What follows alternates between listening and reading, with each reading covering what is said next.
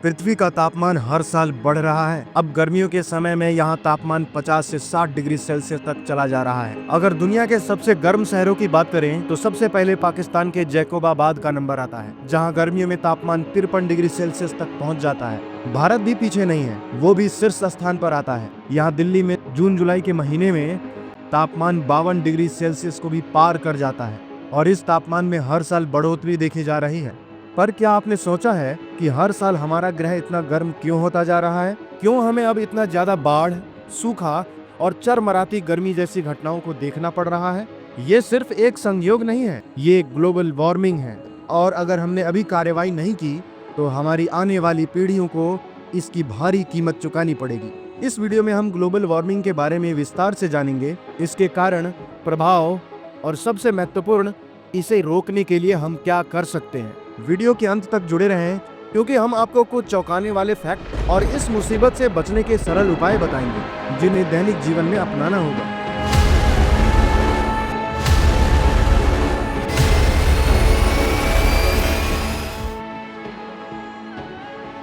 Global warming का मतलब होता है पृथ्वी की औसत तापमान में वृद्धि, जिसका मेन कारण हम हैं।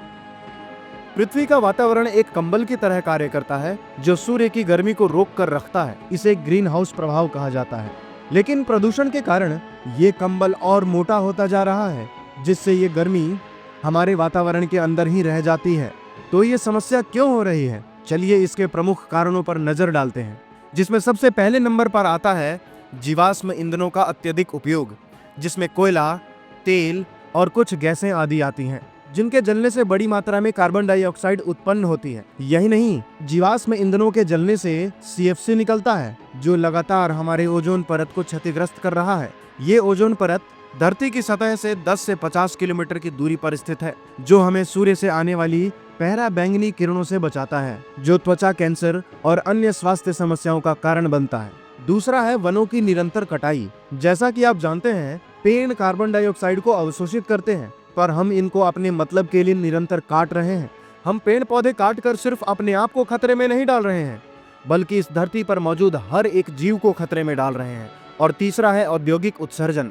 फैक्ट्रियों से ग्रीन हाउस गैसें बहुत अधिक मात्रा में निकलती हैं, जिसमें carbon dioxide, methane, nitrous oxide, water vapour, hydrofluorocarbon, perfluorocarbon, sulphur hexafluoride, ये सारी गैसें आती हैं जो पृथ्वी के वातावरण को गर्म रखने और जलवायु परिवर्तन में मदद करती हैं।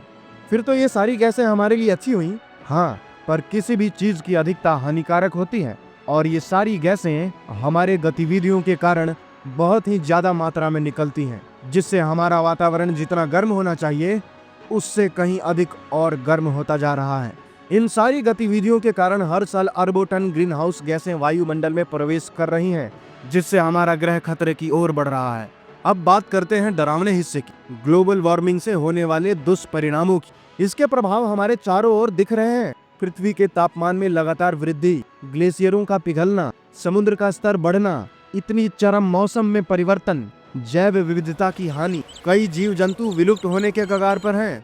अब तो कबूतरों को छोड़कर कोई दूसरा पक्षी देखने तक को नहीं मिलता। स्वास्थ्य जोखिम, वायु प्रदूषण, हीट वेव और पानी की कमी लाखों लोगों को प्रभावित कर रही है। अगर हमने अभी कार्रवाई नहीं की तो हमारा ग्रह एक ऐसे बिंदु पर पहुंच सकता है जहां से वापस लौटना असंभव होगा। अच्छी खबर यह है कि हम इस समस्या का समाधान निकाल सकते हैं। ग्लोबल वार्मिंग से लड़ने के लिए कुछ शक्तिशाली कदम उठाए जा सकते हैं, जिसमें पहले नंबर पर नवीकरणीय ऊर्जा का उपयोग करें। अधिक से अधिक पेड़ लगाएं, ऊर्जा की बचत करें, कम कचरा उत्पन्न करें और RRR का ध्यान रखें और हरित नीतियों का समर्थन करें। सरकारों को जलवायु परिवर्तन के खिलाफ कड़े कदम उठाने के लिए प्रोत्साहित करें। हमारे छोटे प्रयास भी बड़े बदलाव ला सकते हैं। ग्लोबल वार्मिंग एक सच्चाई है और ये अभी भी हो रही है, लेकिन हम मिलकर इसे धीमा कर सकते हैं और अपनी आने वाली पीढ़ियों के लिए पृथ्वी की रक्षा कर सकते हैं।